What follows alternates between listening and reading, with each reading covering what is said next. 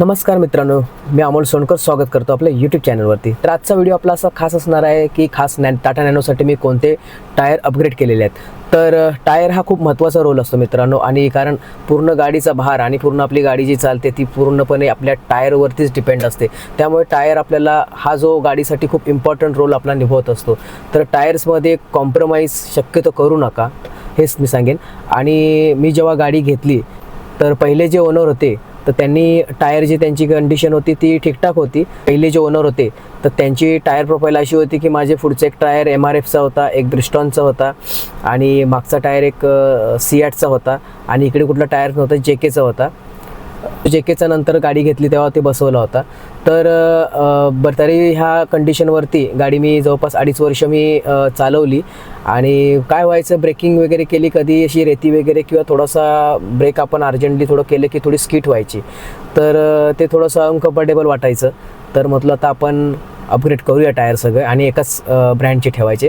तर बरेच स्टडी केल्यानंतर मी ब्रिस्टॉनचेच टायर टाकायचं हे मी निर्णय घेतला. आणि मी JKचा टाकला होता. नेमकी तोच टायर ह्या मागच्या गणपतीला मी गावी गेलो होतो. ते येताना तो टायर आलो घरी आणि 1-2 दिवसांनी त्याला बेंड आला आणि गाडी पूर्ण वायबल होत होती.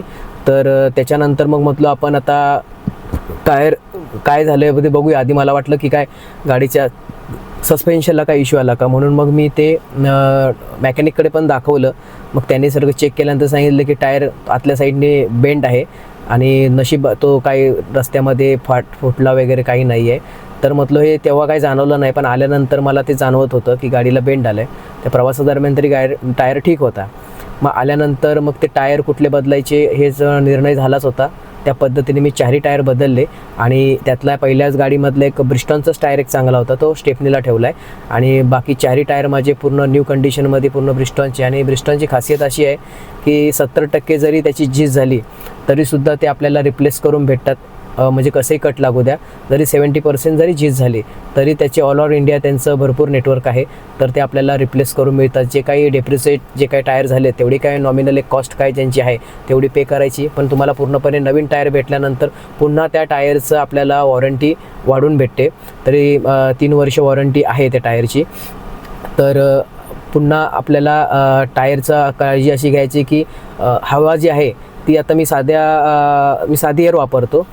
नायट्रोजनचा प्रॉब्लेम असा आहे की नायट्रोजन चांगलं आहे, पण नायट्रोजनचा असा विषय आहे की आउटसाईडला गेल्यानंतर नायट्रोजन मिळत नाही आहे. तर त्याच्यामुळे मी ते वापरत नाही आहे, साधीच हवा वापरतो.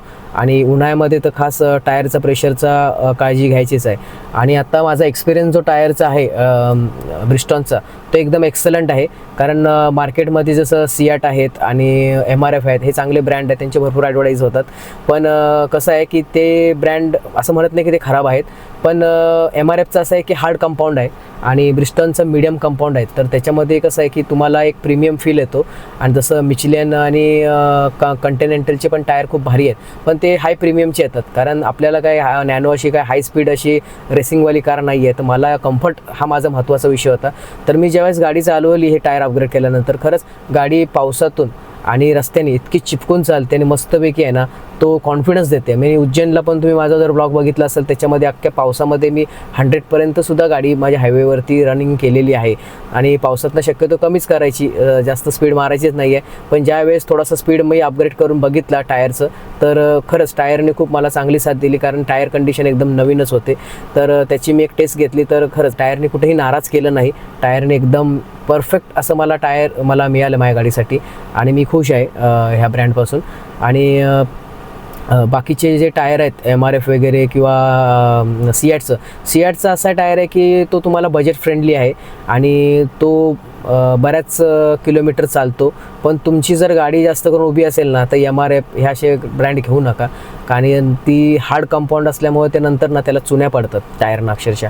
मग त्यापेक्षा जर तुमची रनिंगला आहे तर ते ठीक आहे. आणि जास्त करून आपण जर बघितलं की कच्च्या रस्त्यांवरती ते टायर एकदम परफेक्ट आहेत. आणि आत्ता ब्रिस्टॉनचं असं आहे की ते दोन्ही साईडला सुद्धा चांगले आहेत. म्हणजे सिटीमध्ये पण चालवा, हायवेजवर चालवा, थोडा आउट रोड जे असतात की खराब रोड जे आहेत त्याच्यावरती सुद्धा ब्रिस्टॉनचा टायर तग धरून असतो. त्यामुळे ब्रिस्टॉन असं म्हणाल की ऑल इन वन आहे. आणि बाकी योकोहामासुद्धा टायर चांगले आहेत, ते जापनीज कंपन्यांचे. तर त्याच्यापेक्षा मला जो ब्रिस्टॉन आहे तो मला जास्त बेटर वाटतो आणि त्याच्यामुळे मी हे घेतलं. आणि थोडेसे चार्जेस जर बघितलं तर मी 14,500 रुपये मला खर्च आला सर्व टायर म्हणजे पूर्ण टायर बदलायला. नॅनोचे पुढचे दोन टायर आहेत त्यांची आणि मागची साईज थोडीशी चेंज आहे, चारही टायर सेम नाही आहेत. आणि पूर्ण त्यांनी असेंब्ली इन्स्टॉलेशन वगैरे सगळं टायरवाल्यांनी करून दिलं. 14,500 रुपये खर्च आला मला. आणि बाकीच्या टायरपेक्षा तुलनेने थोडेसे महाग आहेत, पण महाग आहे तर तशी क्वालिटी पण आहे. कारण टायरवर कॉम्प्रोमाइज 4 पैसे वाचवण्यापेक्षा तुम्ही चांगले टायर जर वापरलेत तर तुम्हाला त्याचा नक्कीच फायदा होणार आहे. जर कुणाला कधी काहींना थोडासा बजेट इश्यू येतो तर बाकीचे काय ब्रँड खराब नाहीत तर तुम्ही तेही वापरू शकता. पण शक्यतो जर तुम्हाला जर वाटतं की बाबा चांगले टायर बसवायला हवेत आपल्या टायरसाठी आणि आपल्या लाँग जर्नी किंवा आपण अख्खा गाडीचा भारच ते टायरवरती सगळं डिपेंड आहे, तर मी तर शक्यतो प्रेफर करेन की तुम्ही चांगले ब्रँडेड टायर बसवा जे चांगल्या क्वालिटीचे, थोडेसे प्रीमियम क्वालिटीचे येतील. हाय प्रीमियम पण जायची गरज नाही, पण हे टायर चांगले आहेत. तर ब्रिस्टॉनचे टायर खरंच चांगले आहेत. तर माझा तरी अनुभव मला चांगला वाटला ह्या टायर बसवल्यानंतर, की आत्तासुद्धा मी एवढी हायवेजवरती ही छोटी गाडी नॅनो पळवतो पण कॉन्फिडन्स हा वेगळ्याच लेवलचा येतो आहे. तर असं सगळ्या गोष्टी आहेत. आणि मी टायरमध्ये मी हवा भरण्यासाठी हे ह्याचं तोशा म्हणून हे मी मशीन आहे, ही चार्जेबल आहे आणि याला कॉर्ड पण येते आणि खाली आपल्या चार्जिंग पॉईंटला लावूनसुद्धा टायर आपण हवा भरू शकतो. तर ही पोर्टेबल आहे, कुठेही आपण थांबून आपल्याला एअर चेक इथे डिजिटल दाखवतो. तर ह्याचाही खूप फायदा होतो. एकदा 2 वेळेस माझा टायर खाली बसले होते संपूर्ण, त्यावेळेस माझ्याकडे ही गेले 1 वर्षापासून वापरतो आहे. त्यावेळेस हे जे ह्या मशनीमुळे माझा कुठे वेळ गेला नाही की पळपळ झाली नाही. मी लगेच माझ्या टायरमधलं हवा ह्याच्यातून भरलं टायरमध्ये आणि लगेच मी माझ्या कामावरती केलो. तर ह्याचा मला खूप फायदा झाला. ॲक्च्युली ते वॉलचा इश्यू होता टायरमधल्या, त्यानंतर मी ते चेंज केलं. पण अर्जंट म्हणजे फॉर द टाईम माझा टाईम पण वाचला आणि खूप महत्त्वाची आणि गरजेची वस्तू आहे. तर नक्की तुम्ही हे तुमच्या गाडीत असायलाच पाहिजेत. छोट्या छोट्या गोष्टी आहेत पण ह्या खूप महत्त्वाच्या गोष्टी आहेत. पण हे जवळपास मी 2800 रुपयाला घेतलं आणि चांगलं आहे आणि क्वालिटी पण चांगली आहे. आणि मला जेव्हा काही असं हवा भरायला काही ऑप्शन नसतं तर हे आपलं कधी यूज येतं. अपरातमध्ये मध्येच कुठे रस्त्यामध्ये आपली गाडी जर खराब जर झाली आणि पंक्चर काढायचं आपल्याला एक स्टेपनी आहे, त्यात हवा नसेल तर इमिजिएट किंवा आपल्या टायरमध्ये ट्यूबलेस टायर आहेत तर बऱ्यापैकी पुढे समजा जाईपर्यंत तरी आपल्या टायरमध्ये थोडी हवा असली तर तेवढी जाईल, तर त्या कंडिशनमध्ये सुद्धा ह्याचा यूज होतो. तर हे मी एक चांगलं गाडीमध्ये हे इक्विपमेंट ठेवलेलं आहे. तर छान असं याचं पण यूज होतो. तर तुम्ही देखील असं हे घेऊ शकता. तर डिस्क्रिप्शनमध्ये माझी लिंक देखील गेलेली आहे, तर तुम्ही ते पाहू शकता. मित्रांनो, टाटा नॅनोला जे मी ब्रिस्टॉनचे टायर टाकलेत ना, त्याचं स्पेशल म्हणजे त्याच्या नॉईज नाही आहे आणि असा टायरचे आवाज येत असं काय पद्धत नाही आहे. आता आपण केबिनमध्ये आहे तर केबिनमध्ये बाहेरच्या इंजिनचा देखील आवाज येत नाही आहे. तर खिडकी उघडली तर येऊ शकते. हे थोडासा बाहेरचा नॉईज आहे. आता खिडकी मी बंद केली, आता खिडकी पूर्ण बंद केली, आता नॉईज गेला.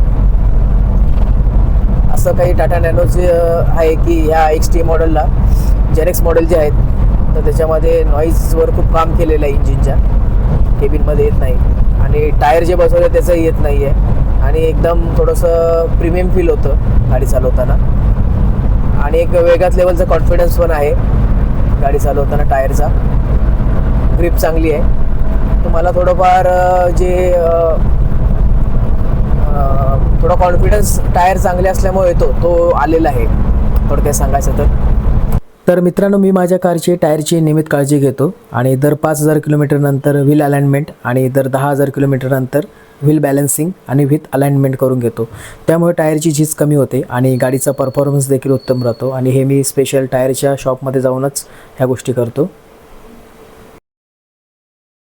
बाकी सियाटचे जे टायर आहेत ते कसं आहे की त्याला थोडंफार सिटीच्यासाठी ठीक आहेत, जसं हायवेला चालवू शकता असं काही प्रॉब्लेम नाही आहे. पण जेव्हा आपण ऑफ रोडिंग म्हणतो तिथे ते कामाचे नाही आहे. पण तिथे MRF सगळ्यात बेस्ट आहे. आणि MRFचं कसं तुमची गाडी रनिंगला पाहिजे. माझं ट्रॅव्हल हे मिक्स्ड आहे, म्हणजे मी सिटीमध्ये हायवेजवर थोडाफार ऑफ रोडिंग जिथे खराब होतं, गावच्या ठिकाणी आमचे ते रस्ते खूप खराब होते, तर अशा पद्धतीचं माझं मिक्स ड्रायव्हिंग आहे. त्याच्यामुळे मला हा पिस्टॉनच्या टायरचा जो ऑप्शन आहे तो मला बेस्ट वाटला आणि म्हणून मी तो गाडीसाठी घेतला. तर मित्रांनो, तुम्हाला काही डाऊट्स असतील आणि तुम्हाला काय टायर संदर्भात नॅनोच्या काही प्रश्न असतील तर तुम्ही त्याबद्दल मला नक्की कमेंट करून विचारू शकता. तुम्ही तुमचे नक्की प्रश्नाचे उत्तर मी देईन.